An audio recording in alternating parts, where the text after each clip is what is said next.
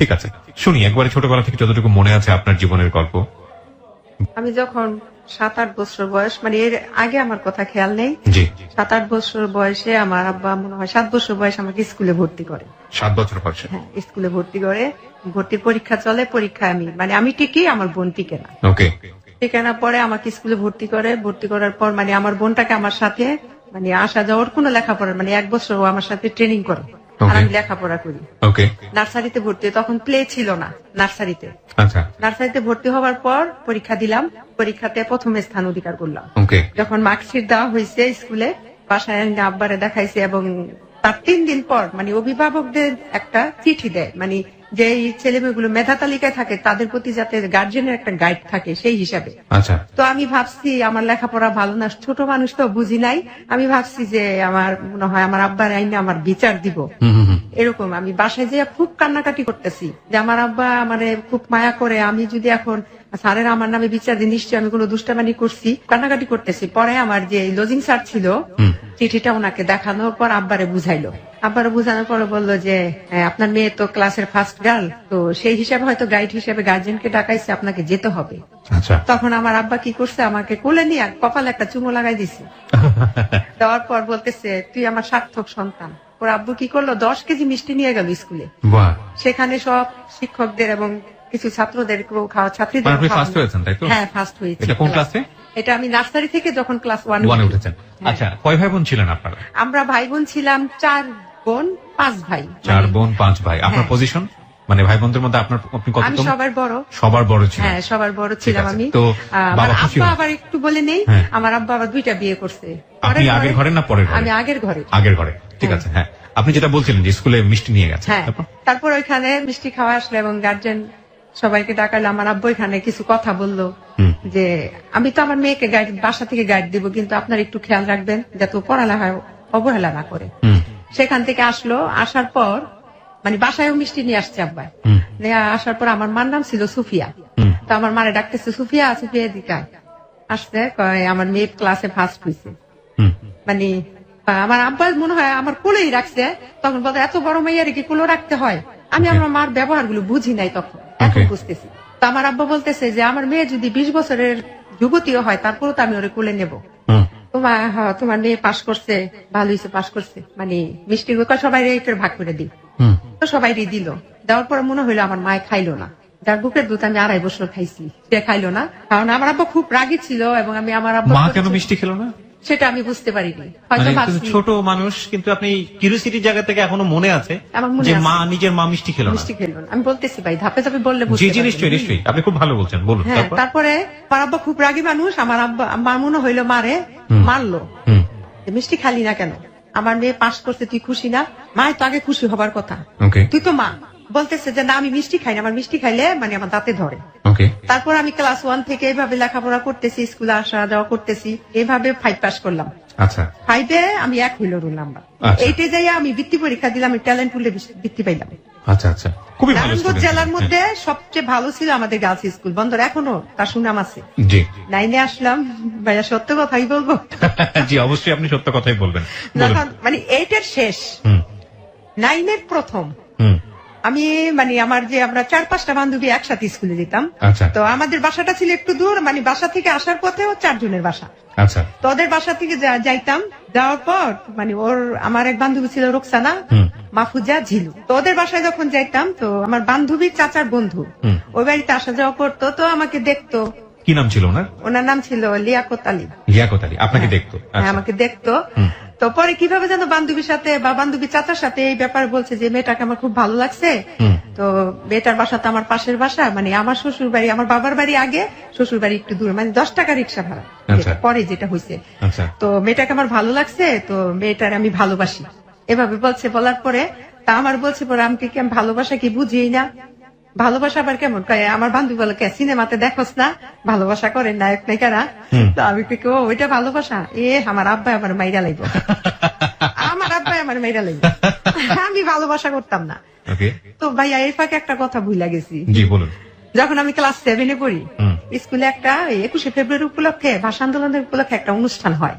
তো সেখানে আমি একটা মানে গান করছিলাম, দেশাত্মবোধক গান, ভাই যে ধন ধন্যে পুষ্পে ভরা। ধনধান্যে পুষ্পে ভরা হ্যাঁ, আমাদের এই হ্যাঁ। বসুন্ধরা। আমি যদি ভুল না করে থাকি তাহলে এটা ডিএল রয়ের গান।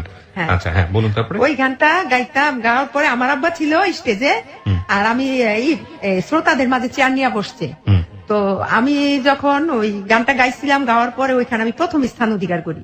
বাহ।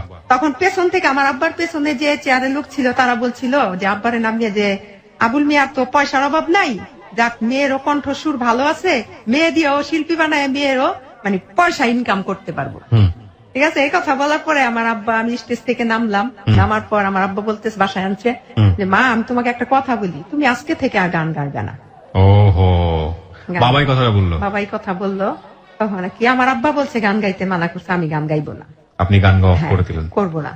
তো সেখান থেকে ভালোবাসার কথা শুনে আপনি হ্যাঁ, যেটা আচ্ছা। বললেন যে না না তো আমার ওই- আব্বা মেরেই ফেলবে। না আমার আব্বা মেরে লাগবো যদি শুনে যে আমি কারোর সাথে কথা বলছি, কারোর সাথে মানে প্রেম করি, প্রেম বুঝলাম, ভালোবাসা বুঝলাম, পিরিত তখন পিরিত বলতো, লাইন বলতো স্যার, লাইন, ভাইয়া লাইন। লাইন বলতো, হ্যাঁ, হ্যাঁ, হ্যাঁ, লাইন লাইন বলতো। আমার মানে আমার আরো 24 বছর আগের কথা তো, ট্রু ট্রু ট্রু লাইন বলতো। লাইন বলতো।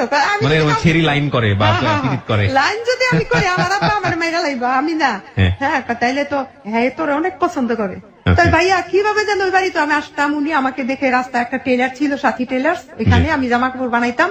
তো ওই টেলারে বসে থাকতো, আমি না লোকটার দেখে, লোকটা আমাকে দেখে হাসতো, আমিও হাসতাম। লিয়াকত। হ্যাঁ, ওকে। তো লোকটা দেখতে খুব সুন্দর ছিল। হুম হুম। আমি পিকচার নিশ্চয়ই আপনার চেয়ে বয়স অনেক বড়। আমার চেয়ে বয়সে মানে ব্যবধান আছে 18 বছর, ও মাই গড। অনেক। ওকে। কিন্তু বোঝা যায়নি, বুঝে যায়নি। যাই হোক, তো আপনার ভালো লাগতো। আমার ভালো লাগতো। হ্যাঁ। তখন কি করছে, সে আমাকে একটা চিঠি দিচ্ছে, আমার বান্ধবী দিয়া, হুম। যে চিঠি দিচ্ছে, বলছে যে আমি তোমাকে পছন্দ করি, আমি তোমাকে ভালোবাসি, তোমাকে আমি অনেক পছন্দ করি, আমি তোমার বিয়ে করবো এবং তোমার সাথে আমি প্রেম করবো না, কিন্তু তোমার বাবার বাড়িতে, তোমার বাবার কাছে আমি প্রস্তাব দেবো। হুম হুম হুম। এইভাবে চিঠিটা লিখছে। লেখার পরে জন বলছে যে বাবার কাছে প্রস্তাব দিব, তাইলে তো আমার বাবা আমার আরো মেরে লেগে, এইভাবে বলতেছি। তারপর আমি রোকসানা এটা করতে না করিস, তাইলে আমার আব্বা না আমার লেখাপড়া করতে দিত না, এরপর আমার বাইরে লইব, আমার ঠ্যাংগুলো কেটে লইব বলতেছি। Okay. বলার পরে বলতেছে যে আচ্ছা ঠিক আছে। ও উনি আবার কি করছে, আমার এক খালাম্মা ছিল, হুম। মানে ওনার বিয়াই আর আমার হচ্ছে আমার মা তার এক বোন ডাকছে। ওকে। ওই খালাম্মারে দিয়া কি করছে, ওনার বড় ভাই এবং খালুরে দিয়া সে কি করছে, আমাদের বাড়িতে ডাইরেক্ট প্রস্তাব পাঠাইছে। তখন আপনি কোন ক্লাসের স্টুডেন্ট? তখন আমি ক্লাস মানে 8 শেষ করতেছি, 9-এ প্রথম। আচ্ছা আচ্ছা। ঠিক ওকে আছে। ওকে। হ্যাঁ। তো প্রস্তাব দিল, আমার আব্বা কি বললো যে না আমার মেয়ে এখন বিয়ে দিব না, আমার মেয়ের আমি ডাক্তার করবো। তো এই দিক থেকে কি করছে, লজিং যে টিচার গুলো ছিল, ওই টিচার থেকে একটা টিচার ছিল, ওনার বাসা হচ্ছে কুমিল্লা, জি। উনি দেখতে খুব সুন্দর, শিক্ষিত, বিয়ে পাস। আমার দাদির কাছে বলছে যে আপনার নাতনির আমি বিয়ে করি। হুম হুম হুম। এটা কি আপনার বাবাকে বলেছেন? এটা আমার বাবাকে বলে নাই, কিন্তু আমার আব্বা খুব লোকটার খুব পছন্দ পছন্দ করতো। স্নেহ করতো, এবং সেই হিসাবে মানে চাকরি দিয়ে দিয়েছে, হ্যাঁ। গ্রামের ছেলে চাকরি করছে, সে আবার কি করছে সংসদে পিওনের পোস্টে চাকরি দিচ্ছে। আচ্ছা আচ্ছা। ওকে। তারপর দেওয়ার পরে ওইখানে হলো ওখানে তো প্রস্তাব দিচ্ছে, প্রস্তাব দেওয়ার পর আমার দাদি রাজি, কিন্তু আমার আব্বা বলতেছে যে না। তো এইদিকে আবার ওইখান থেকে ওই যে লিয়াকত যে ওনার বাসা থেকে আবার ওনার বোন আসছে, মানে রাজি না আব্বা। তা আমার আব্বু বলতেছে যে না, আমি ওই এলাকায় যদি মেয়ে বিয়ে দিতে হয় আমি অন্য জায়গায় বিয়ে দিব, এই এলাকায় দেবো না, আচ্ছা। না দিবই না। এদিকে আপনি যে লিয়াকতের কথা বলছিলেন, উনি তো বিদেশ থেকে ফিরে এসেছেন। ফিরে এসছে, হ্যাঁ, আচ্ছা, উনিও কি আপনাকে তখনও বিয়ে করতে চাইতো? তখনও। আচ্ছা। আচ্ছা, তারপরে করছে কি উনি আবার বিয়ের প্রস্তাব দিতেছে, ওনার ভাই বোন সকালে আসে, বিকাল আসে, রাতে আসে। আব্বা মানে একেবারে বিরক্ত হয়ে গেছে। আর এদিক দিয়ে মানে আব্বা আমার কি বলতেছে, তাহলে মেয়ে মনে হয় এদিকে মনে হয়, আমার মনে হয় মেয়ে মনে হয় দুর্বল আছে, আচ্ছা। নাহলে আর বারবারে কেন আসে, আমি না করে দিই, তারা কেন আসে। ওকে। তখন আমার আব্বা আমারে কি করছে, একটা রুমে নিছে, বাড়িতে আমার 4-5টা রুম, ওই রুমে নিয়ে আমারে কয় কি তুমি বাইরে যাও, আমি Okay. আমার মেয়ের সাথে কথা বলবো। ওকে। তখন আমার আব্বা আমাকে বলল, মা তুমি আমার কাছে সত্য কথা বলবা, তুমি কিন্তু তোমরা 10টা ভাই বোন, ওই 9টা কিন্তু আমার ছেলে মেয়ে না, তুমি আমার মেয়ে, তুমি আমাকে বলবা যে ওই হাজী সাহেব আলীর ছেলেরে কি তুমি পছন্দ করো। এটা কি মানে আমার আব্বা লিয়াকতের কথা বলছে? লিয়াকতের কথা বলতো। আচ্ছা আচ্ছা। তখন আমি আব্বারে কিছু জড়াই ধরে কান্না করে দিলাম, আব্বা আমি ওই লোকটারে পছন্দ করি, মিথ্যা কথা বলতাম না। তুমি কি জানো ওই এলাকায় আমরা বিয়ে, ওই এলাকার খুব আমরা নিন্দা করি, ওই এলাকায় বিয়ে দিব না আমি তোমারে। আমি কই, তাহলে আব্বা ওই লোকটার ছাড়া আমি বিয়ে করবো না, আমি আমার আব্বারে ডাইরেক্টলি বলছি। বলার পর আমার আব্বা গিয়ে আমার দাদিরে বললো, মা দেখেন এইগুলো বলে, ও এখন কি করতে পারি, যাক অনেক কিছু করতে করতে রাজি হয় না। তারপরে কি করলো, যে কবিরাজ ধরলো আমার মায়, কবিরাজ ধরলো যে আমার মেয়েরে যে কোনো করে হোক তাবিজ কবর করেছে। মানে আমার মারও মেয়ে জামাই পছন্দ হয়েছে, সোজা কথা, ছেলে আমার পছন্দ হয়েছে, আমি এইখানে দিব। ওকে। আচ্ছা, এলাকায় কুলে পাড়া হোক, ছেলেরা কি কুলু নাকি। ছেলেরা হাজি বংশের লোক। আচ্ছা আচ্ছা, এটা কে কে বলছিল? এটা আমার মা, মানে আত্মীয় স্বজন বন্ধু বান্ধব সবাই রাজি, শুধু আপনার বাবা রাজি না? বাবা রাজি না। আচ্ছা আচ্ছা আচ্ছা, ওকে। এদিকটা আমার ননা, মানে আমার ওই লোকটার বড় বোন আর এই বড় ভাই খালু, এরা আমার আব্বার কাছে আসছে। আর এই দিকটা কবিরাজতে তাবিজ দিয়েছে, ওই তাবিজ আমার একটা চূড়ায় ধোয়া শিখাই দিছে। ওই ধোয়া পরে হিটার ছিল ভাই আগে, হিটারে রান্না বান্না করতো, আগে গ্যাস ছিল না আমাদের বাড়িতে, ওই যে কারেন্ট হিটার, ওই হিটারের মধ্যে কি করছে বলছে যে হিটারের মধ্যে তাবিজটা ফালাই দিতে। তা আমি কি করছি, ধোয়া পরে একটা ধোয়া শিখাই দিছে, ওইটা হিটারের মধ্যে আমি কিন্তু তাবিজটা ফালাইছি, মানে তাবিজটা জ্বলে পুড়ে ছাই হবে আমার আব্বা বলবে। আচ্ছা, ঠিক আছে, ঠিক ভাই পরীক্ষিত একদম। তাবিজটা পুরা শেষ, আমার আব্বা বলছে ঠিক আছে যান, আপনারা এরকম করতেছেন, আমি বিয়ে দিব, কারণ মানুষের মনে কষ্ট দেওয়া ঠিক না। Very interesting. ওকে, দিল। তারপরে আমার ননাসে জামাইয়েরা সবাই আসলো, আমাকে দেখতে আসলো। তখন মানে এইভাবে করতে হতে 9 থেকে মানে 10 উঠলাম, ক্লাস 10 9 থেকে 10 উঠলেন। হ্যাঁ, 10 উঠলাম। তো ওই সময় কি আপনার বিয়ে শাদীর ব্যাপারে রাজি হয়ে গেল আপনার ফ্যামিলি? হ্যাঁ, আমার বিয়েটা কি হলো? হ্যাঁ, বিয়েটা হলো। তখন কি কারণ আপনি ক্লাস 10 না 9 এ? ওই ছেলেটার একটা স্বপ্ন ছিল, আমার কোনোদিন সে ভাগায় বিয়ে করবে না, আর আমার একটা স্বপ্ন ছিল আমি কোনোদিন ভাইগা বিয়ে বসবো না। আচ্ছা, যদি আচ্ছা। বিয়ে করতে হয় তাহলে গার্জেন নিয়েই করবো, আচ্ছা। সামাজিকতা বজায় রেখে করবো। আচ্ছা আচ্ছা, এটা ছিল আমার ভিতরে। ওকে। তার মানে আপনি 9 থেকে যখন 10 এ উঠলেন তখন আপনি তখন বিয়েটা করলেন। ওদের বাসা থেকে লোক আসলো, আসার পরে ননাসের জামাইয়েরা সবাই আসলো, ভাই বোন। আয়সা কি করলো, ভাই আমার দেখা বলে কোন ক্লাসে পড়ো, অ্যাড্রেস লেখো। লিখতে গেলাম, লেখছি, কিন্তু হাত কাঁপতেছিল তখন। লেখার পর তারপরে ননাসের জামাই কি করলো, আমারে ওই ওনার বড় বোনের জামাই, যেটা যে ঢাকা লালমাটিয়া কলেজের সাথে ওনার বাড়ি, জি, তো উনি আমাকে কি করলো 2000 টাকা দিল। 2000 টাকা দিল, দেওয়ার পরে যে আমি তো তোমার বিয়েটা খেতে পারবো না, আমি 3 দিন পরে বাহিরে কুয়েত চলে যাচ্ছি, আচ্ছা, তোমাদের প্রতি শুভকামনা থাকবে। ঠিক তার 5 দিন পর শুক্রবার আসলো, আসার পরে মানে বিয়ের ডেট, ওকে। বিয়েটা হলো। হওয়ার পর তারপর ওনাদের বাড়িতে ওনারা চলে গেল। তারপর আমারে কি করলো, ওইখান থেকে আর শুক্রবারে বিয়ে হইলো। অনেক ভাই বিয়ে হয়েছে তো ঠিক, কিন্তু ওই লোকটার কাছে তো আমি যাই না। ওকে, ও দেখলেই শরম করে, দেখলেই হাসি পায় আর শরম করে। আমি যাই না। আমার আব্বা, মানে আমার আব্বা চায় যে জামাইয়ের কাছ থেকে একটু দূরে থাকবে, কিন্তু আমার মা, আমার তো 2টা মা ছিল, জি। 2টা মা, আমার ফুফু, আমার দাদি, আমার ভাবি, যার জ্যাঠতো ভাইয়ের বউ ছিল যারা, তারা চাইতো যে জামাই আসলে যান না কেন। তা আমার তো লজ্জা করে, আমি আর সামনে কি যাব, মানে আর আমি পছন্দ করছি, বিয়ে হয়েছে, এই লজ্জায় আমি আর সামনে যাই না। পরে উনি কি করছে, ওই সোমবার দিন আসলো, ওদিন চলে গেল। সোমবার দিন আমাদের বাড়িতে কি করছে, ওনার ভাবিরে পাঠাইছে আমার ইন্ডিয়া। তখন ভাই সিনেমা, নতুন বিয়ে হইলে শালা সমুদ্রীর বউ নিয়ে সিনেমা দেখতে যাইতো নতুন জামাইরা, জি। সিনেমার একটা প্রচলন ছিল তখন। তখন আর সে আমার বলছে যে রেডি হও, মানে উনি রিক্সাতে বসে থেকে ওনার ভাবিরে পাঠাইছে, বোনের জামাইরে পাঠাইছে। তখন আমার আব্বাই দেয়নি, আমার আব্বাই না করতে ইশারা দিয়ে যাবা না। তো আমিও কি করছি, আর যাইনি, আমি কিন্তু আমার ভালো লাগতেছে না, যাবো না। ওকে, তো আমার আব্বারে বলতেছে যে সুরাইয়ারা একটু আমাদের বাসায় নিতে চাই, ওকে, আমাদের বাসায় নিতে চাই। তারপরে আব্বা বলতেছে যে ঠিক আছে যাইবো, মেয়ে বিয়ে হচ্ছে, স্বামীর বাড়িতে যাবো না। আমার দাদি, আমার নানি আমার সাথে, আমার 2টা ভাই বোন আমার সাথে গেছে। হ্যাঁ। তারপরে যাই হোক ওনাদের বাসায় খাওয়া দাওয়া করে বাসায় চলে আসলাম। তার শুক্রবার আসলো, আবার শুক্রবার, সোমবারের পর শুক্রবার আসছে। আসার পরে তারপরে আমার আব্বার কাছে খবর পাঠাইছে যে ওদের নিয়ে শালা শালির সম্বন্ধে নিয়ে, মানে সবাই তো শালা আর শালি, বউরি নিয়ে সিনেমা দেখতে দেবো। আমার আব্বাই রাজি না, না মেয়ের আমি একা ছাড়বো না। তখন আমার 2 ভাই আবার কি করছে, আব্বারে বুঝেছে, এই তুমি যে বিয়ে করছো, তুমি দিয়ে একদিনও মানো নাই, তুমি আমার রাত্রে যাই আমার বাবার বাড়িতে লইয়া করছো, যাইতে আর বাসায় যেতে দাও না। আর এখন ওই বেড়াই বিয়ে করছো, আজ 8 দিন হয়ে গেছে, তুমি বেটার বউর সামনে যেতে দাও, এইটা আবার কোনটা? যাক আব্বার অনেক কিছু বুঝাইছে, বুঝানোর পর আব্বাই রাজি হয়েছে। পরে আমরা গেছি সিনেমা দেখতে। হ্যাঁ, তখন সাবানা ম্যামের একটা ছবি ছিল অন্ধবিশ্বাস, দেখলাম, দেখা বাড়িতে চলে গেলাম। বাড়িতে চলে গেলাম পরে রুমে নিয়ে বসাইলো। তারপর আমার আম্মাই পিঠা বানাইছে, পিঠা উঠা দিল। খাওয়ার পরে কি করলো, ওই আমার আব্বাই গিয়ে হাতে করে একটা লুঙ্গি নিয়ে গেল। আচ্ছা, হ্যাঁ, লুঙ্গি নিয়ে আমার হাজবেন্ড দিল, কেন ওই লুঙ্গিটা পরো। আব্বা আমি বাসায় চলে যাবো। তো আরে মিয়া যায় ওনে, শ্বশুর বাড়িতে মেসে বিয়ে করলে 2-1 দিন থাকে না, যাক ওইখানে থাকলো। লুঙ্গি টুঙ্গি পরার পরে রাত্রে কথা টথা হইলো। আমার দাদি, আমার নানি আমার সাথে ছিল, আমার ভাবি ছিল, এদের 2টা পর্যন্ত কথা হলো। 2টার পর উনিরা বাসায় চলে গেল, যার বাসায়। তারপর ওনার সাথে আমার কথাবার্তা হওয়ার পর ভাই এক সময় মানে ওনার সাথে আমার মানে স্বামী স্ত্রীর যে ব্যাপারটা ওইটা হইলো। ওকে। তখন আমার বয়স 15। 15 বছর। জি, পড়াশোনা তখনো করছেন? হ্যাঁ, পড়াশোনা হইতেছে। ওকে, আচ্ছা, তারপরে এইভাবে কাটলো অনেকদিন। কাটার পর অনেকদিন কি 22-25 দিন, হ্যাঁ 26 দিনের দিন আমার এখনো মনে আছে। 31 তারিখে বিয়ে হয়েছে, জানুয়ারি 1992, যা 31শে জানুয়ারি। আর উনি বাহিরে গেছে 26শে ফেব্রুয়ারি। মানে সৌদি আরবে চলে গেল আবার? হ্যাঁ, ছুটিতে আসছে, 1 মাসে 42 দিনের ছুটি। ওকে। তারপর উনি বাহিরে চলে গেল। উনি বাহিরে গেছে পর আমি যে এত কান্না করছি ওদিন, তারপর এয়ারপোর্ট গেলাম, যা উনার বাহিরে চলে গেল। যাওয়ার পর তখন আমি আর বাচ্চা উচ্চা কোনো কনসেপ্ট করি নাই, কিচ্ছু না।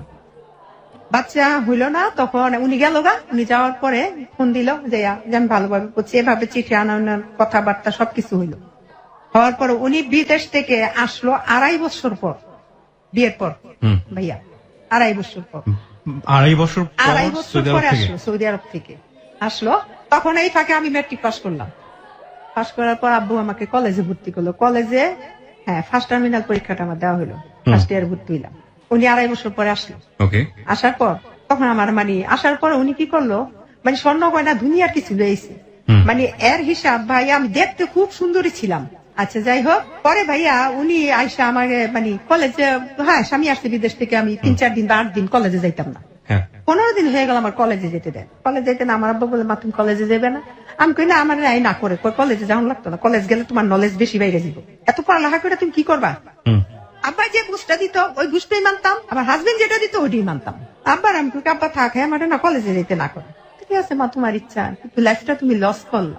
ওহ ভাইয়া, এর মধ্যে আমার মনে হয়েছে আরেকটা কথা।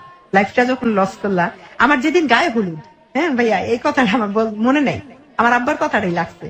আমার গায়ে হলুদের দিন আমার আব্বা হলুদ নিয়ে আমার কপালে এইভাবে দিতেছে, দিয়ে বলতেছে, আমার হাজবেন্ডের সাথে আমার বয়সের অনেক ডিফারেন্স।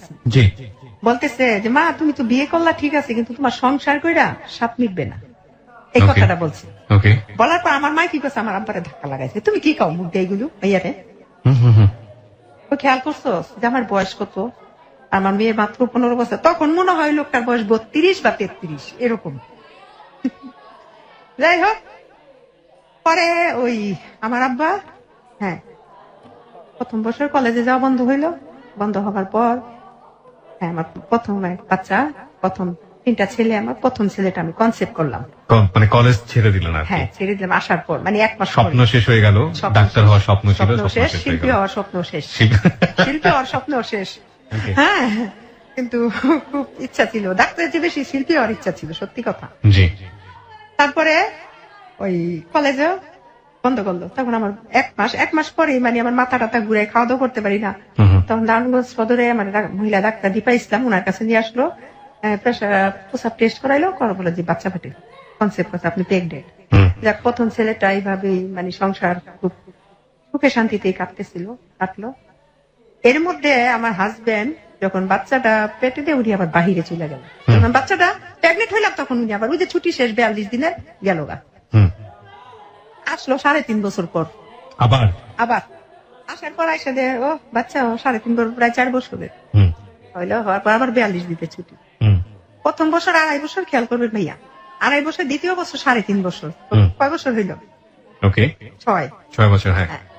আসলো, আসার পরে থাকার পরে আবার দ্বিতীয় বাচ্চাটা কনসেপ্ট করলাম। তো এর মধ্যে যখন উনি বাহিরে ছিল, আমি আবার এনজিও যে পশিকা ছিল, পশিকাতে আমি একটা জব করতাম। ওইখানে জব করলাম।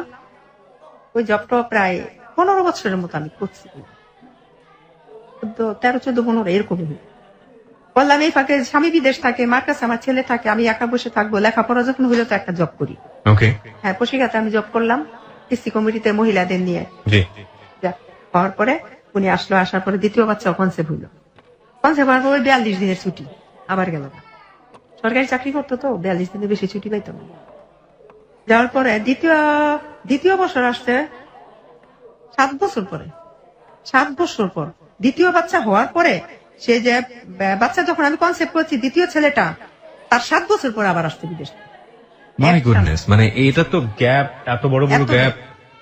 আপনি কিছু বলতেন না, যোগাযোগ করে বলতেন? বুঝতাম না তখন, আমি এতই ছিলাম না, বুঝি নাই তখন। কি ভাইয়া, সত্যি কথা, যেটা বাইরে থেকে একটা গয়নাগাটি আনতো, ভালো লাগতো দেখতে, বাইরে থাকলে ভালো, তখন একটা মনে হচ্ছে বাইরে থাকাই ভালো। বাইরে থাকা ভালো। আবার মাসে 5-10 হাজার টাকা দিছে, হাত খরচ টাকা পাইতাম। এইগুলো বুঝি নাই যে টাকাই যে সবকিছু না, এখন বুঝি, তখন বুঝিনি। তারপরে 7 বছর পরে আসলো। আসার পর আমার আব্বা তখনও জীবিত।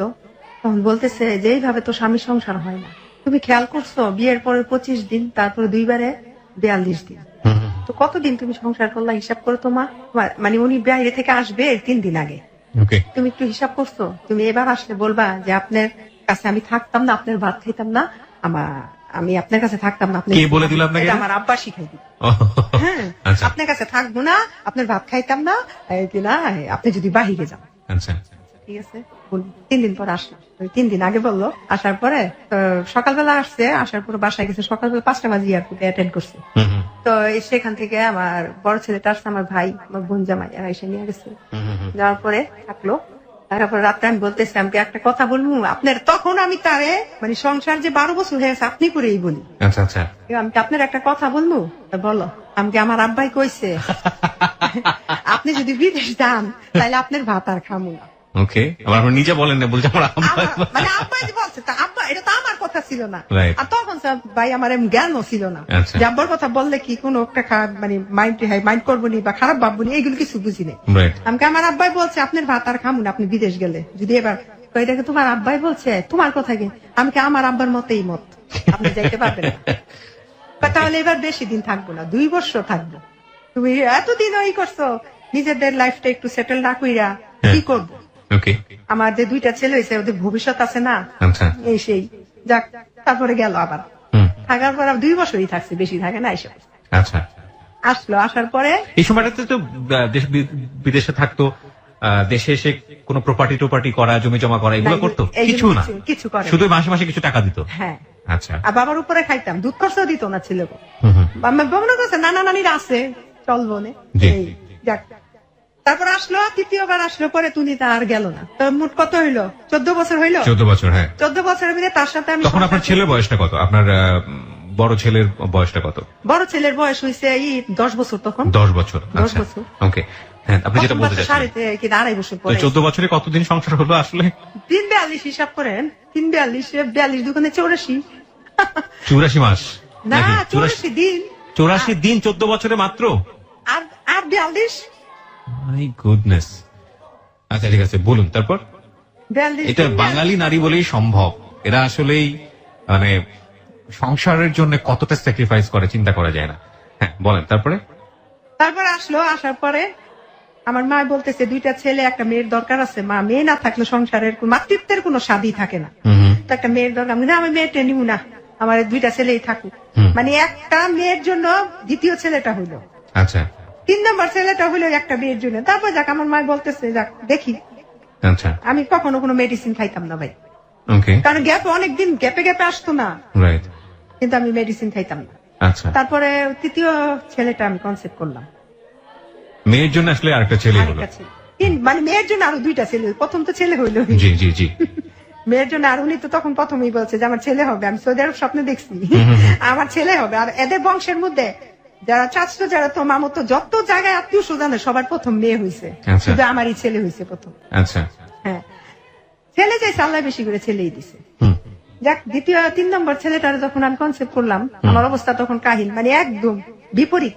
প্রথম 2টা বাচ্চা হয়েছে আমি বুঝিই নাই, আচ্ছা, কিন্তু 3 নম্বর বাচ্চার বেলা আমার কি হইলো, 6 মাস পর্যন্ত আমি ভাত মাছ কিচ্ছু খাইতে পারি না, শুধু পাউরুটি কলা আর ডিম খাইতাম। আচ্ছা। 3 নম্বর বাবুটা হইলো খুব অবস্থা খুব সিরিয়াস ছিল। যাই হোক হাসপাতালে ওই ক্লিনিকে হইলো, একটা প্রাইভেট ক্লিনিক আছে বাসার সাথে, ওইখানে জি। তারপরে খুব খুশি ছেলে হয়েছে, মানে মন খারাপ নেই। উনি 1 বছর, হ্যাঁ ছেলেটা 9 মাস তখন। এই 9 মাসের মধ্যে ভাইয়া যখন আমার 3 নম্বর ছেলেটা হইলো, আমার স্বামীটা আমাকে একটু অনীহা করতে, ওকে, মানে আমি প্রত্যেকটা কাজ করতে গেলে দোষ, রান্না করতে গেলে দোষ, পানির গ্লাস দিয়ে ধুইছো প্লেটে এরকম কে, মানে একটা অজুহাত এরকম করে কেন বলতে। তো পরে আমার বলতেছে কি একদিন, মানে এরকম বললো ঝুমারে নামাজ এনেছে, তার বয়স 8 মাস, বাবার ছাড়া কিচ্ছু বুঝে না, ওই বাবার কোলে উনি ঝুমার নামাজ পড়তে গেছে। আচ্ছা, যাওয়ার পরে আমার ভাই আবার ওই যে ফিসিয়াল ছিল, জি, আমার ফোন দিছে, আপু ডাক্তার মুছে দিসান 2 নম্বর ছেলে দিসান কি বাসায়? আমি কই না, ও তো বাসায় না, ওর আব্বার সাথে নামাজ পড়তে গেছে। নামাজ পড়ে কয় কেন? আমি কি কেন, কি হয়েছে রে? আপু মাছ ধরছি পুকুরে, মাছ নিয়ে দেখতে। আচ্ছা আচ্ছা, ঠিক আছে, মাছ নিয়ে দেখতে, মাছ নিয়ে এই 16 বছরের মধ্যে সে আমাকে একটা টর্চার কোনোদিন করে নেই, মানে আপনার খুব হাজবেন্ডের কথা মায়া বলছেন? করতো খুব। হ্যাঁ, হ্যাঁ। তো যাই হোক তখন আমারে বললো, আমার তখন কি করছে, আমি ঠিক আছে ওর আব্বার সাথে নামাজ করতে, নামাজ করে আসুক, আসলে আমি পাঠাই দিই। মানে উনি ঘরে ঢুকছে আর আমি ফোনটা রাখছি, এই পর্যন্ত উনি দেখছে। চিচি মানুষ বিরক্ত করতে যাওয়ার পর তো আমি দৌড়ে আসছি, কি হয়েছে এই কথা বলতে, কি করলো ভাই, আমার একটা থাপ্পড় দিল, মানে আপনার হাজবেন্ড একটা থাপ্পড় দিল। থাপ্পড় দেওয়ার পরে কি হলো, আমি মনে হয় জ্ঞান হারাই ফেললাম, জীবনে তো মাইর খাই কোনোদিন তো, হ্যাঁ, একেবারেই মানে আকাশ থেকে পড়ার মতো ঘটনা। আর আমার বাবার বাড়িতে আমি ফুলের আচরও খাইনি, খুব আদরের সন্তান ছিলাম। জি। পরে দেখা যায় নাক দিয়ে যখন আমার রক্ত পড়তেছে, এই জায়গা একদম কালো হয়ে গেছে। তো কি করছে ওই ধরতে পরে যাই কি হইলো পরে যাই হোক কি করছে ওই আমি অজ্ঞান থাকা অবস্থায় সে কি করছে আমার ফোনটা নিয়ে গেছে আমার কাছ থেকে। আমার যখন 1-1.5 ঘন্টা পরে যখন আমি ঠিক হয়েছি তখন আমি বলতেছি যে ফোনটা কি আমার কেন মারলো, আমার কি অপরাধ ছিল? সেটা তো আমাদের প্রশ্ন। হ্যাঁ, এই প্রশ্ন রাখলাম। আমি লিওন এই কে করো দিচ্ছেন ফোনটা লো, ফোনটা দিচ্ছে ফোনটা কি তোমার বাবাই কিনা দিছে?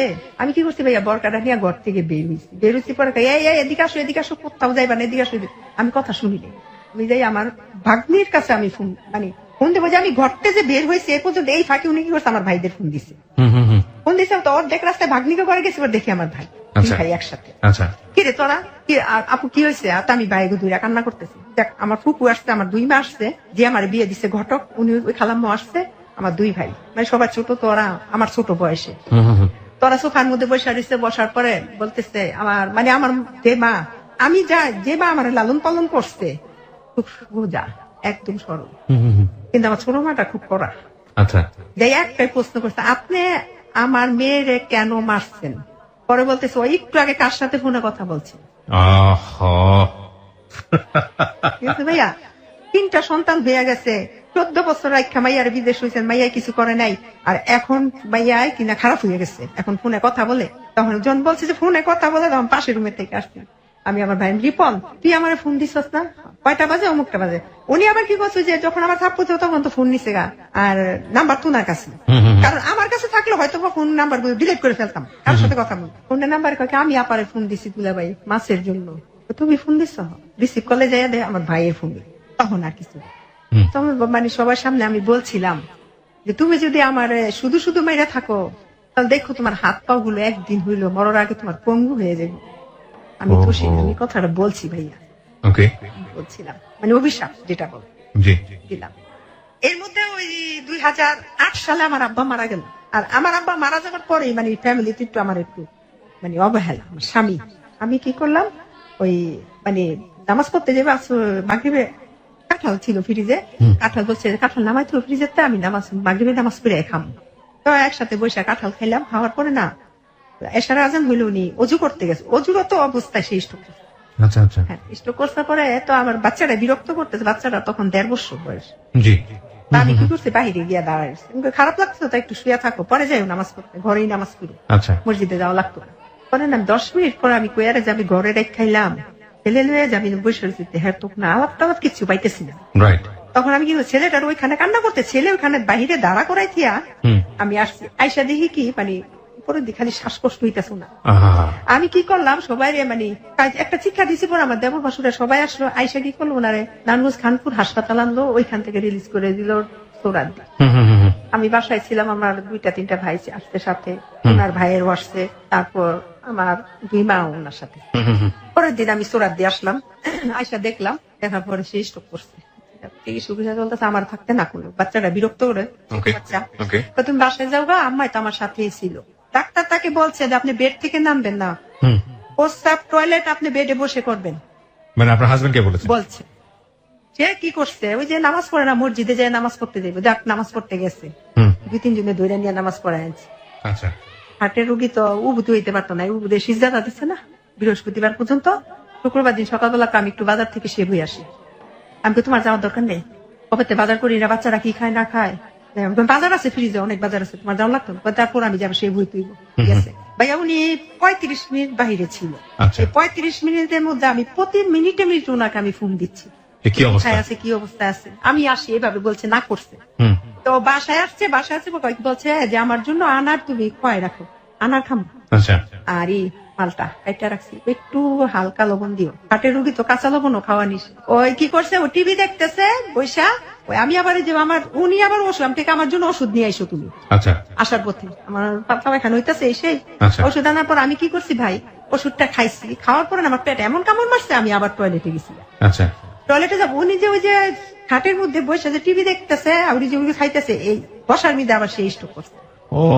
আমি আসছি, আইসা আমি ওই পাশের রুম আর যেতে পারি না, আমি এই রুমে শুয়ে রয়েছি, আমার শক্তি নাই। কতক্ষণ পরে 15-20 মিনিট পরে আমি আমি খাইতে দিলাম, খাইলো কিনা দেখি তো, যাই দেখি বসার মধ্যে সে স্ট্রোক করছে আবার। তারপর নিয়ে আসলো ঢাকায় যে মৃত্যু হাসপাতাল, সাসুলিমুল্লাহকে নিয়ে আসলো। উনি তো তখন আমার দেবর বললো যে হার্ট আর ব্রেন হার্ট স্ট্রোকও করছে আবার ব্রেন স্ট্রোকও করছে একসাথে, দুইটা একসাথে। মানে আপনার হাজবেন্ড? হাসবেন্ড এখানে আনলো, এনে চিকিৎসা করলো, চিকিৎসা করলো 3 দিন পরে আসলো। আসার পরে ভাইয়া যেমন একটা ছোট বাচ্চা যেমন কান্না করে না, এইভাবে কান্না করে। আমার মানে আর বড় ভাই গেছে, ছোট ভাই, বড় 2 ভাই গেছে, এই সবার সামনে জড়াই ধরে আমার কান্না করতে। মানে ভাইরা দেখলো যে বউর সাথে জড়াই কান্নাকাটি, ভাইরা আবার বাইরে গেছে। আমার বাচ্চাটা কিন্তু তখন 1.5 বছরের বাচ্চাটা, এই পিচ্ছি বাচ্চাটা এখনো ওর বাবার কথা বলতে পারে না। এখন আমার কয় কি, ওই যে নার্স সিস্টার বসে থাকে ওইখানে রিসেপশন গেছে, যাইছে পরে বলতেছে যে আপনি, এরা বলে বলছে যে আপনি কি হয়, বলছে ভাই উনি তো বাঁচবে না, জুলুম গেলে 10 থেকে 9 দিন, 9 থেকে 10 দিন বাঁচবে। আমার বাচ্চাটা শুনছে, ওর আব্বাই মারা যাওয়ার পরে আমার বলছে, পরে ওর আব্বারে ওইখানে আমি থাকলাম, আমার মারে আর বোনেরে পাঠাই দিলাম, এতদিনে হয়ে গেছে, তুমি যাও বাসায় যা গোসল করো গা। আমি আর আমার আরেকটা বোন গিয়ে আমার সাথে থাকে। তো বাসায় নিলাম শবে বরাতের দিন 2011 সালে, মনে আছে জুলাই মাসের 16 তারিখে বাসায় নিলাম। 16 তারিখ রবিবার ওই দিন ছিল, সন্ধ্যাবেলা, হ্যাঁ শবে বরাত সন্ধ্যা সন্ধ্যি বাসায় গেছে, অ্যাম্বুলেন্স দিয়ে বাসায় নিয়ে গেল, সব আত্মীয় স্বজন সবাই গেল দেখতে। দেখার পরে শবে বরাতের দিন থাকলো। এর পরের দিন দুপুর বেলা, হ্যাঁ খাওয়া দাওয়া করলো। আমারে মানে এমন একটা অবস্থা যে 3 দিনের মধ্যে সে যে এখানে যে হাসপাতাল থাকতাম আমার মানে কাছেতেই সরতে দেয় না, তুমি আমার পাশে থাকবা। আমার হাসপাতাল বলে কয় তুমি আমার বাচ্চাকে দেখতে পারবে না। আমি কই কি বাচ্চাকে কি কোনো মায় দেখতে না পারে? আমি এই দেখা ওই দেখা, যখন আমি থাকবো না তখন তুমি পারবা না, এই কথাগুলো বলতো। আমি কি জানো, এই একটা অসুস্থ হইলো না, আমি মানে বুঝ দিতাম, কিন্তু সবাই জানে যে উনি মারা যাইব, আমার ছেলেরাও জানে, শুধু আমি জানি না, আমারে কেউ জানাই না। তারপরে আমার বলতেছে ডাকতে পারবো না বাচ্চাদের, আমি হ্যাঁ পারবো, তুমি বিদেশ ছিল, তুমি কি বাচ্চাকে পালছো? পারলে তো আমি পালছি, আমার মায় পালছে, তুমি তো খালি একটা করে জন্ম দিয়ে দিয়ে বিদেশ চলে গেছো, আমি তো পালছি। না এই থাকা না, আমি তো ওই থাকা ছিল আশা, আর এই থাকা তো না থাকা মানে আমি আর আসবো না, এভাবে বলতো। ধরো এগুলো বললো না তো। হাসপাতালে বাসায় নিয়ে আসলাম, বাসায় সুন্দর ভালো 2 দিন ভালো। 3 দিনের দিন দুপুর বেলা, হ্যাঁ উনি তো মনে করেন এক সাইড অবশ হয়ে গেছে, সাইড অবশ হয়ে গেছে, বাম সাইডটা পুরা মানে এমন স্বাস্থ্যবান ছিল, লম্বায় ছিল 6 ফুট 2 ইঞ্চি। আচ্ছা, দেখতো চেহারা খুব সুন্দর ছিল, মানে আমাদের এলাকায় এত সুন্দর দেখিনি আমি।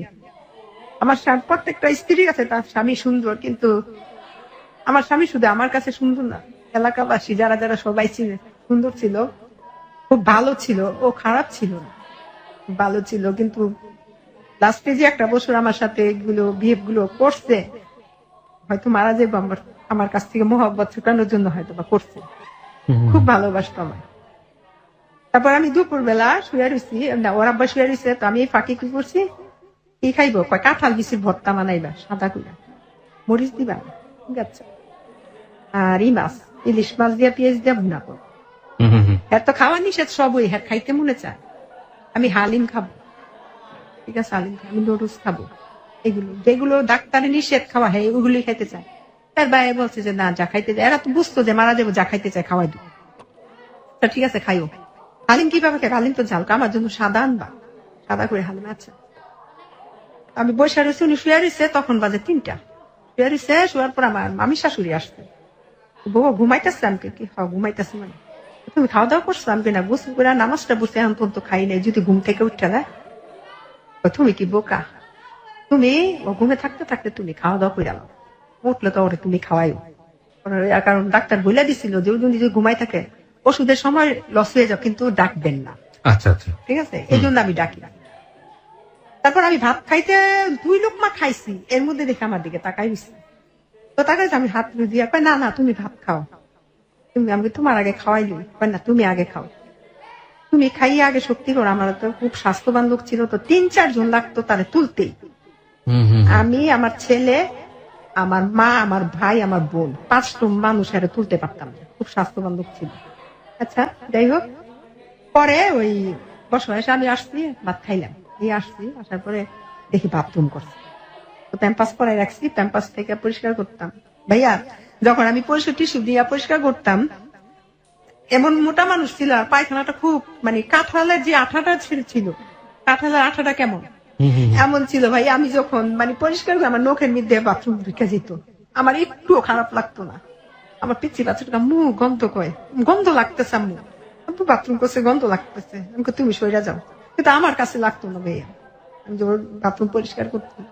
তারপরে লুঙ্গি পরাইলাম, লুঙ্গিটা বদল করে নিয়ে হুলপাটা দিয়া ধুইলাম, ধুইয়া আইসা কি করলাম, মুগ ডাল খাইতে চাইছি আর বাইল্লা মাছ, কালা বেগুন দিয়া রান্না, ওই বাইল্লা মাছ দিছি আর কবুতরের জুস রান্না করছিলাম।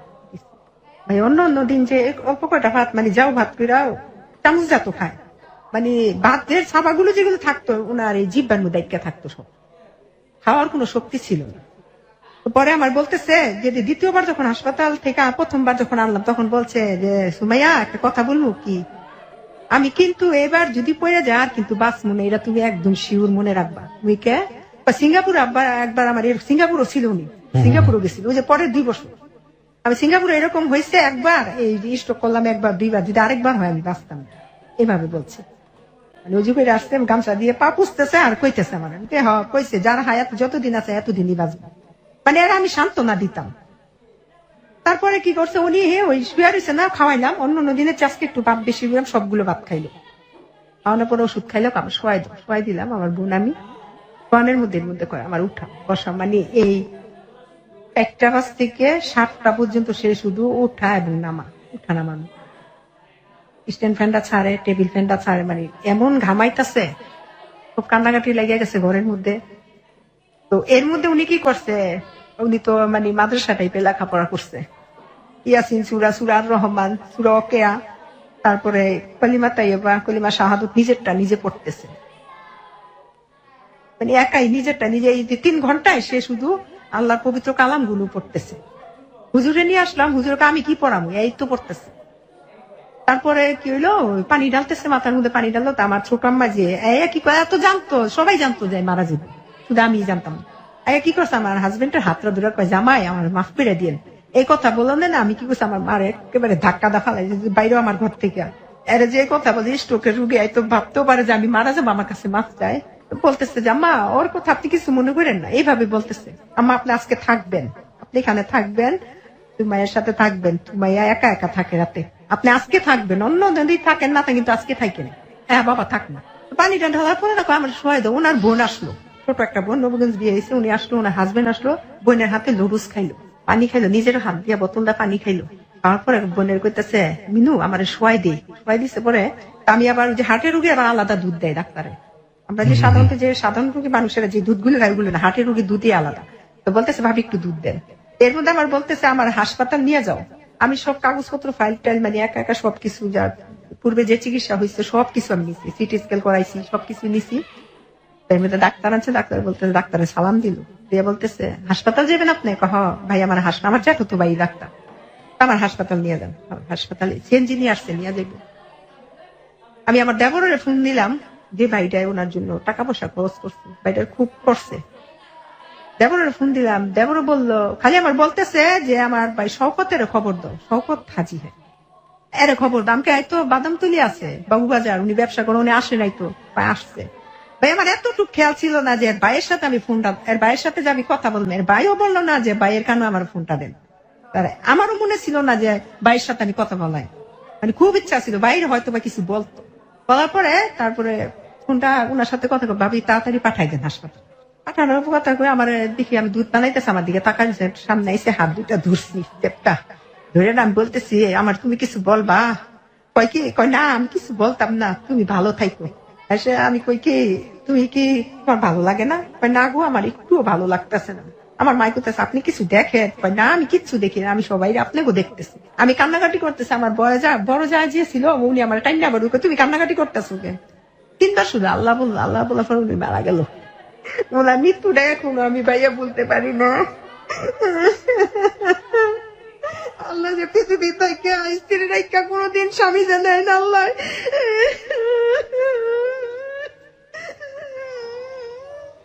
আমার অনেক ভালোবাসতো, অনেক অনেক প্রেমের গল্প শুনেছি এই হ্যালো ইট 920 করতে গিয়ে, অনেক গল্পের মুখোমুখি হয়েছি, কিন্তু আজকে যে গল্পটা শুনলাম সেটা টোটাল স্পিচলেস। একটা মানুষ আপনি চিন্তা করেন ভালোবাসা বোঝে না,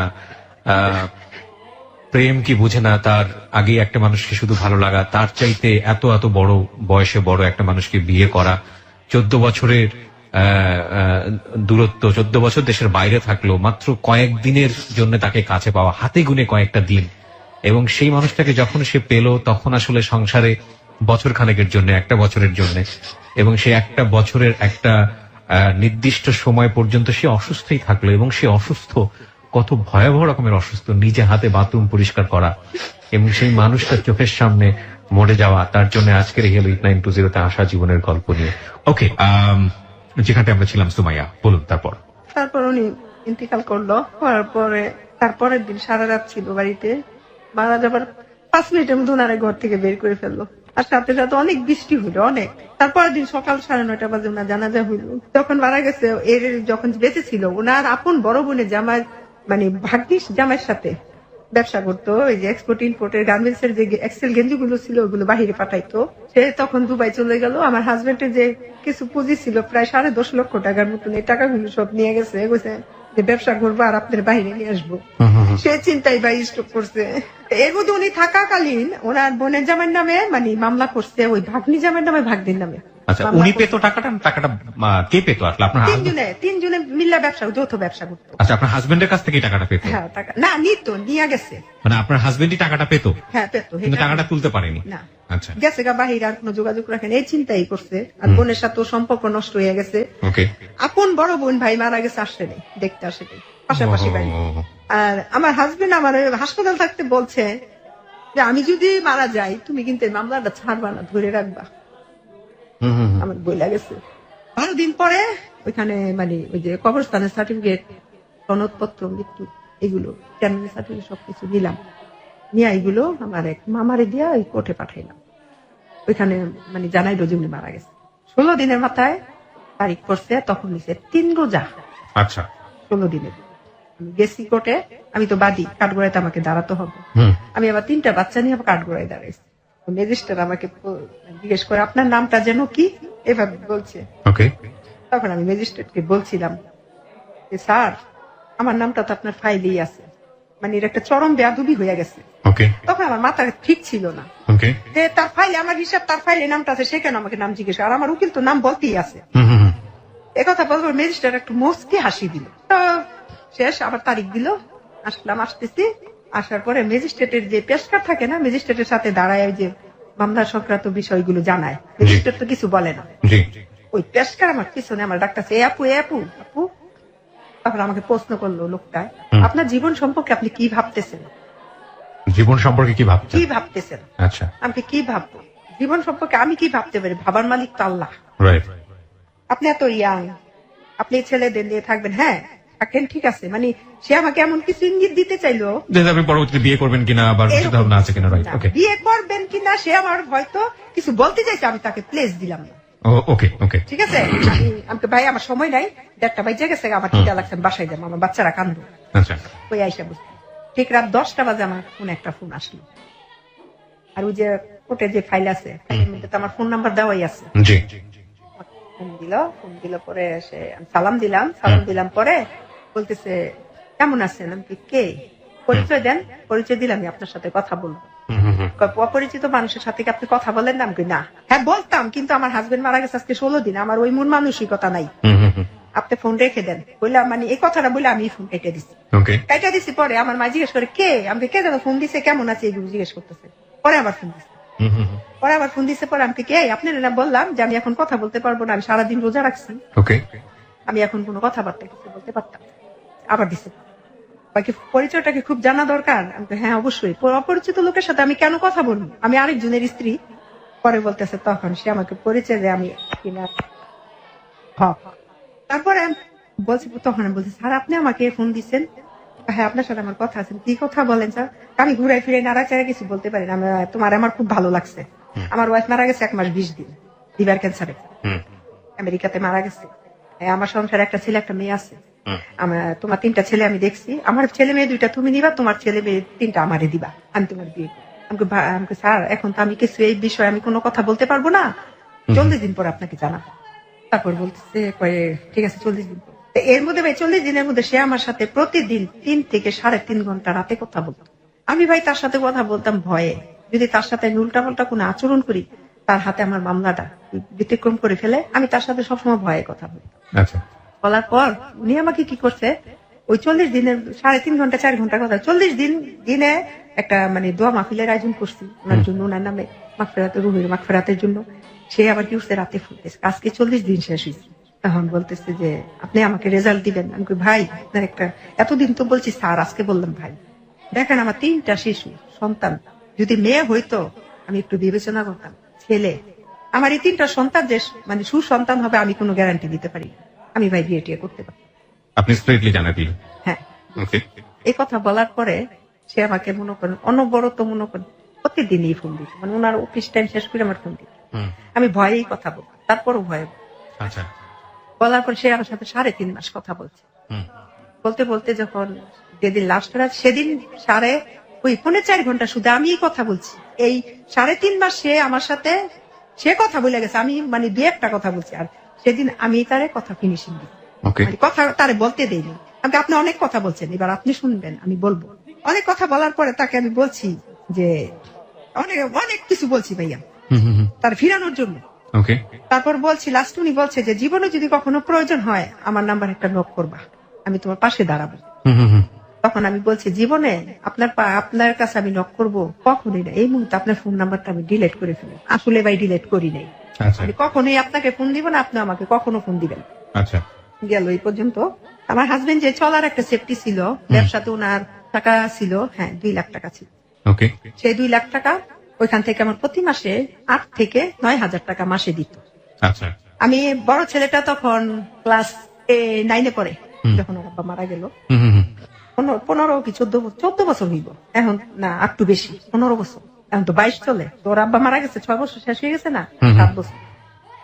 তো ছেলেটার আমি ইন্টার পর্যন্ত মেট্রিক পাস করলো, ইন্টার পাস করাইলাম। কিন্তু ভাইয়া আর তো 2টা ছেলে আছে। একটা ছেলে আমি প্রাইভেট মাদ্রাসায় পড়াইলাম, সেখানে বর্তমানে ও হাফেজ। ভেরি গুড, খুবই ভালো। আর ছোট ছেলেটারও মাদ্রাসাতে দিচ্ছে, ওই ছেলেটাও লেখাপড়া মানে কোরআন নাজারে আছে, এখন কোরআন পড়তেছে।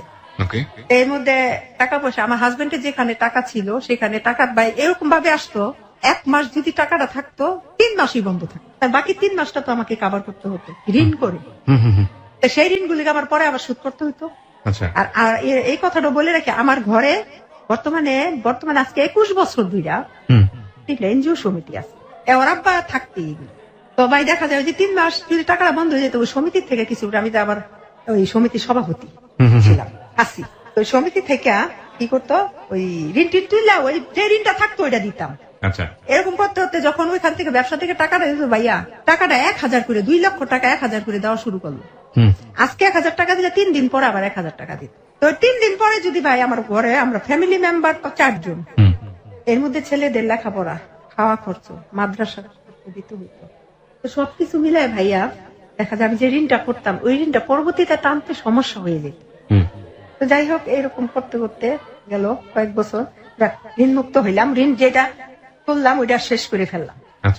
ওরা এই 5 বছরের মধ্যে, 5 বছর পর, 5 বছর না 5 বছর 5 বছর শেষ, গত ফেব্রুয়ারি মাসের 9 তারিখে, মনে আছে একদম তারিখটা আমার সারা জীবন মনে থাকবে। ফেব্রুয়ারি মাসের 9 তারিখে আমার ফোনে রাত 1টা বাজে একটা ফোন আসছে, তখন আমি তাহাজ্জুদ নামাজ পড়তেছিলাম। ওই সময় যখন ফোন আসলো, তো ফোন তো সাইলেন্ট করে দেখলাম কে জন্য, পরে আমি বেগ দিলাম। ভাইয়া মিথ্যা কথা বলতাম না, হয়তো ভাববেন আপনার খারাপ, আপনি না নিশ্চয়ই, আপনি আপনার জীবনে যেটা ঘটেছে আমি বেগ দিছি, পরে সে আর ধরে না।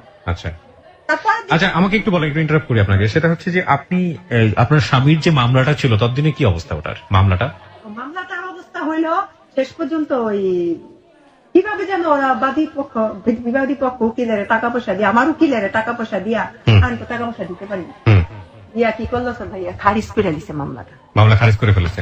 আচ্ছা, ওকে, তারপর তো ব্যাক দিলেন। তারপর ফোন আসলো, ফোন আসার পর আমি ব্যাগ দিছি, ব্যাগ দিবার ধরে নেই, আমি ঘুমাই দিছি। সকালে ফজরের নামাজ পড়ে ঘুমাইছি, উনি আমাকে 8টা 10-এ ফোন দিছে। ফোন দিয়ে বলতেছে আপনি কি সুমি ভাবি? আমি ঘুমারিয়ার মধ্যে যেমন কে, মানে খুব গভীর ঘুম। তখন বলতেছে যে আমি তানভীর আহমেদ সুমন, আমি গতকাল রাতে এয়ারপোর্টে অ্যাটেন্ড করে আমি ভাবি আপনাকে ফোন দিছি, আপনি ফোন রিসিভ করেন নাই, তো ভাই কিছু মালামাল দিছে নিয়ে যায়। সে বন্ধু ঘুমেছেন রেখে দিছি। পরে আমি বলতেছি ভাই আপনি কারে দিচ্ছেন, রং নাম্বার রেখে দিছি। 10টা বাজে উনি কি করছে আমাকে, আমি আর দেবরের ঘরে গেছি, হ্যাঁ, বাইরে যাবো টাকা পয়সার বিষয়ে কথা বলতেছে, ওখানে গেছি পরে ওইখানে আমার একটা ফোন দিছে উনি এই আচ্ছা নাম্বার থেকে। আচ্ছা ফোন দেওয়ার পরে উনি কি করছে আমাকে বলতেছে, আমাকে আপনি কে, আমাকে রাতেও ফোন দিছেন, সকালবেলাও ফোন দিলেন, এখনো ফোন দিলেন, আমি আপনাকে না বললাম যে এটা রং নাম্বার, আপনি কেন ফোন দিছেন? তো বলতেছে যে আপু আসলে আমি আপনার ঘুমটা নষ্ট করছি, রাতের ঘুমও নষ্ট, সকালবেলাও নামাজ পড়ে আপনি ঘুমাইছেন নষ্ট করছি, এই জন্য সরি। আমি তো আচ্ছা ঠিক আছে, সরি পর্যন্তই থাকেন, আমি এখন আর কথা বলবো না, আমি আরেক ঘরে আছি, আর আপনার যদি কথা বলার কিছু থাকে আমি যখন ঘরে যাব তখন ফোন দিয়ে মনে চাইলে, আর যদি মনে করেন যে বিশেষ প্রয়োজন নাই তাহলে দিয়েন না ভাই। আচ্ছা বলে আমি ওই ঘরে ভাই ঠিক 10 মিনিট পরে সে আমাকে আবার ফোন দিচ্ছে। হুম ফোন দেওয়ার পরে ফোন দিতে আছে। আর এর মধ্যে ভাইয়া কি হয়েছে, ওই যে আমার মার ঘটনাটা বলি। আমার বয়স বর্তমানে 38 বছর। এই 37 বছরের মধ্যে আমি জানতে পারি নাই যে আমি তাদের পালিত সন্তান। My goodness. কারণ আমার আব্বা প্রতাপশালী ছিল, সবাই মানে এক নামেই ভয় করতো না, মানে ওনার নাম শুনলে বাঘে মশে এক লোকে পানি খেত, এত মানে ভয়ে কেউ বলে নাই। এটার বলার আবার কারণ মাঝখানে কি হয়েছে, আমার রোজার মধ্যে আমার ভাই খাওয়া দাওয়া করতে পারে, শুধু পানি খেয়ে 1 মাস আমি রয়েছি। ফিরে খাওয়া দাওয়া করতে পারে, জন্ডিস হয়েছে নি, জন্ডিসের মাথা ধোয়াইলাম, হাত ধোয়াইলাম, কিচ্ছু হইলো না। তো এর মধ্যে কবিরাজ বাড়িতে গেছি, ওইখানে গেছি পরে বলতেছে আপনার শুকনা বান মারছে। আমার ভাই আমার ওজন ছিল 78 কেজি গত 1.5 বছর আগে, বর্তমান আমার ওজন 52 কেজি। আমার বান মাসে তারপর চিকিৎসা করাইলাম পরে রাত্রে 12টা বাজে, একটু বলে মানে কথাগুলো বলতে আমার খেয়াল নেই, 12টা বাজে উনি কি করছে, ওই কবিরাজ আমার ওই 3 রাস্তার মোড়ে গোসল করতে দিছে, মায়ের মাঠটা হাড়ি পাতিল ভাঙতে দিছে। আমি একা গেছি ঘর থেকে, আমার ছেলের আমার সাথে যাইতে চাইছে, আমি না তোমাদের আসার দরকার নেই। আমি গেছি, যাওয়ার পরে ভাইয়া ওইখানে আমি নদীর মধ্যে রাত 1:45 বাজে 3 রাস্তার মোড়ে গোসল কইরা যে ধুতি ছিল ওইটা আবার ইট বাইন্দা নদীর মাঝখানে যাইয়া ফালাইছি। গোসল করে আসলাম পরে এই 8 দিন পর্যন্ত আমার মা আমার একটা দিন দেখতে আসেনি। আমার মায় ঘরে আমার বোনের নিয়ে রাতে 12টা বাজে বাসায় চলে গেল। 8 দিন পরে কি করছে, আমার জন্য পুঁই শাক নিয়ে গেছে, গাছে বাড়িতে গাছ লাগাইছে, শাকগুলো রাখ, চিংড়ি মাছ নিয়ে গেছে, চিংড়ি মাছ দেখাইছে। আমি না তোমাকে বাড়ি কিছু খাইতাম না। কি হয়েছে, আমি কই আমার এত বড় একটা আমি হইলো, তো তুমি এই একদিনের মধ্যে একদিন আমার তুমি দেখতে আসলা না, আবার আমি একা গোসল করতে গেলাম, তুমি তো আমার মা, কেউ না গেল তুমি বলতে পারতা, তুমি তো বয়স্ক মানুষ, আমি তো এমনি না করতাম। আসলে মা এখন না মনে হয় কি আমি তোমার পেটে হই নাই, আমার মুখ দিয়ে আইসা করছে। মানুষ আমার সন্তানেরা বলে না যে এর আদর করে, আমার আদর করে না, এইভাবে তো বলে। আমি তো ওই হিসাবে তো সন্তান হিসাবে অধিকার খাটায় কথাটা বলছি, আমি তোমার পেটে নয়, সত্যি কথাটা বলছে, আসলে তুই আমার পেটে হচ্ছে। এই প্রথম বললো কি আমি তার পেটে, তাহলে আমার বাবা মাকে, আমি ভাবছি কি জোকস করতেছে। পরে বলতে চাই তুই বিশ্বাস করস না, একদম সত্যি কথা, তুই আমার পেটে হস নাই, তোর আব্বা আমার ঘরে সন্তান হইয়া মারা যায়, তখন তোরে পালক নিয়ে আসছে, তাহলে আমার বাবা মাকে। এই কথা ভাই বলছে, অনেক কান্নাকাটি হয়েছে, মারে যাইয়া কি করছে, আমি গলার মধ্যে টিপ লাগে, তাহলে বলো আমার বাবা মাকে, জানি না, কয় না, গেছে গা মা। যাওয়ার পর আমার ফুপিরে খবর দিছি, আমার ফুপি আসছে, আসার পর আমি ফুপিতে জানলাম যেদিন আমার মার গর্ভে, মানে আমার পালিত আব্বা ছিল আমার মার চাচাতো ভাই বোন, আর আমার আব্বার জন্মদাতা যে পিতা ছিল উনারে কি করছে, আমার আব্বা পালিত আব্বা কাস্টমে চাকরি দিছে, কাস্টমে যে রেলওয়েতে চাকরি দিছে। চাকরি দেওয়ার পর সেই সুবাদে আমার আব্বারও সন্তান হইয়া মারা যায়, আমার ইমার ঘরে সন্তান হইয়া বাঁচে না, 5টা মারা গেছে, মানে আজকে হয় 2 দিন পরেই মারা যায়। সেই সুবাদে আমি আমার মার ঘর থেকে যখন ভাইয়ের সংসারে আলো জ্বালানোর জন্য নিজের সন্তানের আরেকজনের হাতে কি করছে, এটা বিক্রি করে না, টাকা পয়সা নেয় না, স্বামীর টাকা নিছে আমার মা, স্বামীর চাকরি পাইছে না, ওই হিসাবে তো বিক্রি করলো নিজের সন্তান। ভাইয়া আমার মার প্রতি আমার গর্ভধারিণী আমি তো তারে দেখি নাই, মারা গেছে সে, মানে আপনি জানার পর আগে মারা গেছে? হ্যাঁ মারা গেছে, আমার আব্বার 2 বছর পরে মারা গেছে। আচ্ছা আচ্ছা, এতদিন পরে আমার মা, মানে আপনার মাকে আপনি সম্পর্কে কি জানতেন? এটা আমার মাই জানতাম না, কিন্তু এখন মামি না, আপনার তো সেটা ঠিক আছে, কিন্তু আসলে মাকে জানতেন হচ্ছে ফুপু। আচ্ছা আচ্ছা, তো সবাই বলতো কি যে আমার মার চেহারা আমার চেহারা নাকি সেম না, আপন ফুপু ছিল একদম, আব্বার চাচাতো বোন রক্তের। ও আচ্ছা, চাচাতো বোন রক্তের, ভাইয়ের সংসারে আলো জ্বালানোর জন্য। অদ্ভুত বিষয় হচ্ছে এগুলো কেউ কোনোদিন ফ্ল্যাশও করে নাই, জানেও না। সেটা না, দেখেন আমার স্বামীও জানে, আমারে বলে নেই। আপনার স্বামীও জানতেন? জানতাম, এটা আমি আমার ননার সাথে জিজ্ঞেস করছি, আমার মা হ্যাঁ আমরা তো জানি, জানি না শুনি তো তোরে বিয়ে করাইছি, কখনো বলে নাই। বলেন নাই কেন? কষ্ট পাবি তুই? কিসের কষ্ট? মানুষেরটা, আমি তো আর কুকুর বিড়ালের পেটের থেকে হইনি, আমি তো মানুষের পেটের থেকে হইছি। যদি আমি আজকে কুকুর বিড়ালের গর্ভে ধারণ করতাম তাইলে আমার লজ্জা ছিল, কষ্ট লাগতো যে আল্লাহ আমার কুকুর বিড়ালের পেটে দিয়ে, কিন্তু একটা মানুষের ঘরে তো আমি হইছি। বলছি আমার হাজবেন্ডও আমার এই দিক দিয়ে ঠকাইছে। আর আমার মাটা যে মারা গেছে, আমার ফুফু মারা গেছে, সেদিন আমার হাজবেন্ড অসুস্থ ছিল, আমি যাইতে পারিনি। আমার হাজবেন্ড অসুস্থ, আমি তার মারা গেছে ভাইয়া, আমি জানি না সেটা কি রক্ত তো না, আমি তো আমার বাবার রক্ত না, আমি আমার মায়ের রক্ত না, হয়তো গর্ভধারিণী মা। যেদিন আমার ফোন দিছে যে ফুপি মারা গেছে, আমার চোখ দিয়ে না পানি পড়ছে রে। কেন যে শীতের দিন ছিল, আমার মা আমার ঠকাইছে। আমার হাজবেন্ডে পরে যে ফোন দিছে যে ও কাঁদতেছে কেন, তখন বলছে যে ওর মা মারা গেছে। তখন এই পাশের থেকে তো শোনা যায়, ওই পাশে তো আর কি বলে শুনি না। তখন আমি জিজ্ঞেস করছি, উনি জিজ্ঞেস করছে তাহলে আমি কি সুমাইয়ারে নিয়ে আসমু? না আনার দরকার, আচ্ছা ঠিক আছে। তারপরে আমার মা মারা গেল, তাদের সাথে আমার ভাই বোনদের সাথে যোগাযোগ নেই, কারণ আমি যদি তাদের সাথে এখন যাই, কোনো সময় তাদের আমার পরিচয় হয় না। এখন যদি তারা ভাববে সবকিছু হারাইয়া অসহায় আমাদের কাছে আসবে, পরের কাছে যাব, আপন লোকের কাছে আর যাবো। তাদের কাছে তার মার যদি, তাদের যদি আপন হইতাম, রক্তের হইতাম, নিজের সন্তানের ভাইয়ের সংসার আলো জ্বালাইতে নিজের সন্তানের বলি দিছে। ভাইয়া একটা আমার ঘরে সন্তান হয়েছে, আমি জানি না। একটা মা যখন সন্তান জন্ম দেয়, আল্লাহ তার পেটে তার সন্তান দেয়, আর সে দুনিয়াতে আসার আগে একটা রিজিকের ব্যবস্থা করে দেয়। আর ওই সন্তানরা একেবারে চোখ বুঝে 6 মাস তার মায়ের বুকের দুধ খাইয়া বড় হয়। আমার মায় কোনোভাবে দিছে, কোনোভাবে আমার মায় দিল। আমি তো তার ঘরে খাবার ছিল না, ঠিক আছে, কিচ্ছু ছিল না, কিন্তু বুকের দুধটাও তো ছিল। আমার ভাগ্যে, মানে এখন বুঝি যে আমার মায়ের বুকের দুধ আমার ভাগ্যে জুটে নাই, পরের বাড়ির ঘরের দুধ আমার ভাগ্যে জুটছে।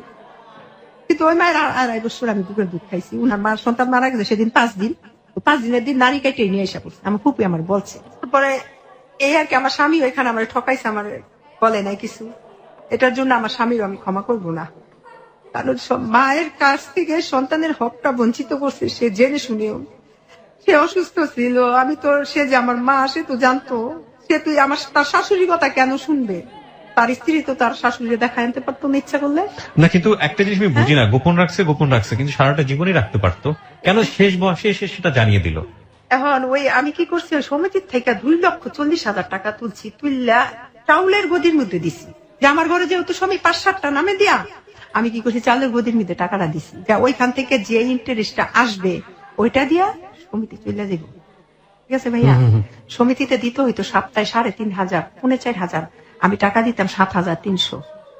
যখন টাকাটা তুললাম, কোন নামটা 5 সপ্তাহ, কোন নাম 6 সপ্তাহ, কোন নাম 2 সপ্তাহ আইসা আটকে গেল টাকাটা। ওই চাইলের গদির ওয়াইফ যে বেড়ায়, ওই বেড়ার স্ত্রী অসুস্থ, কিডনি প্রবলেম, মাদ্রাজ নিয়ে গেছে, সে টাকা স্টপ করে রাখছে।